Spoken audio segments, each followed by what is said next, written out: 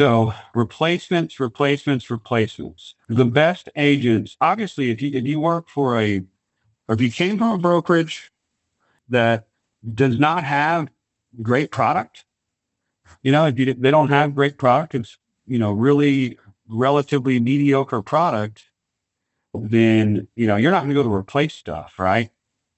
If you work for a carrier that doesn't pick product well, or is just kind of captive and doesn't have good product, replacing is probably foreign to you because you're working with products that are overpriced or bad underwriting. And it's really just, I wouldn't feel good about using products like that to replace business. But because we handpick and we have such good product, we're able to replace stuff ethically.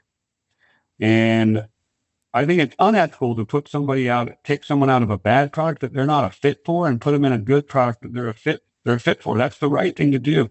And some of the agents that work for these brokerages that only have one overpriced carrier will say, well, you're going to restart the contestability period. You can't do that. There's a waiting period. That's how they try to prevent their clients from moving to a better product.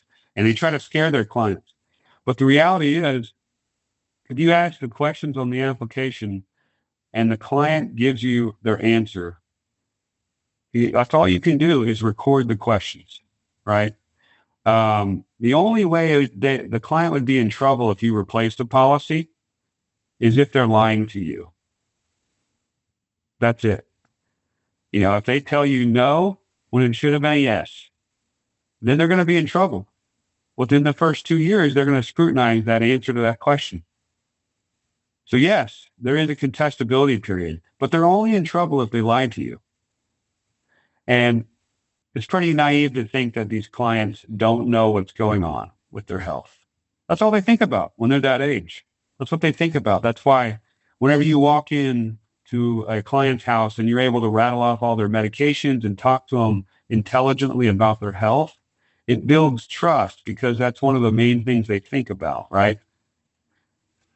So being able to replace clients, you got to do it. You got to obviously put them in a better vehicle, right?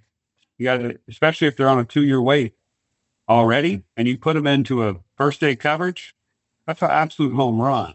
But if they're in an overpriced level product, they're a year into it, and you can get them a lot better deal, that's still worth it for them because it's still going to pay level first day coverage within that first year, as long as they don't lie to you when you ask the questions and record the answers.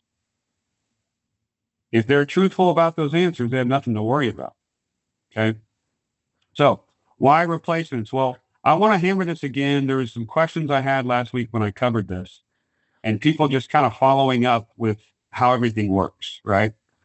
So, I'll kind of run through it. So why replacements? Well, if you are not good at doing replacements, you're like flushing 40 to 60% of the premiums that you could possibly capture out there. You're just flushing it down the toilet. Okay. And the business you're writing is going to be less persistent than replacement business. Okay. Why is that? Because replacements, if you replace someone that's had, let's say, Lincoln Heritage for 10 months and they've been, committed to paying that, they've made their payments on time, well, you've already got a proven client that can pay premiums. And you already know they value life insurance, right? So those are strong clients. The moat that is around those clients is that policy. They're great clients, but they've got a moat around them being able to sell them. It's that policy. You've got to get past the moat, and then it's easy. So a lot of people that don't have any insurance, they're easy to sell up front a lot of the times, but on the back end, they're difficult to keep on the books. Whereas with people that are replacement situations, they're a lot harder to get on the books. It's just you have to be more skilled, but once you do, it's easier on the back end. And it's the best premium that's out there. So Let's talk through it. So increase premiums by 40 to 60%, higher quality premium. Okay. To me, why can we do this? We have really good product lineup. We have great products that have good underwriting and great rates. Some of them are niche, small carrier products, and we're constantly bringing on more to help us with this, right? But we cannot replace stuff out of thin air. Cannot replace stuff out of thin air. You can only replace stuff if you have the facts, right? A client is not going to, they're not going to remember their policy correctly. And they're always going to believe what they say over what you say. If somebody says, I've got a whole life policy for $5 a month, and it's for 50,000 in coverage, you can tell them they're wrong, but it won't really work. Okay. So you've got to show them, or they've got to hear that they're wrong. So either you have to get the policy,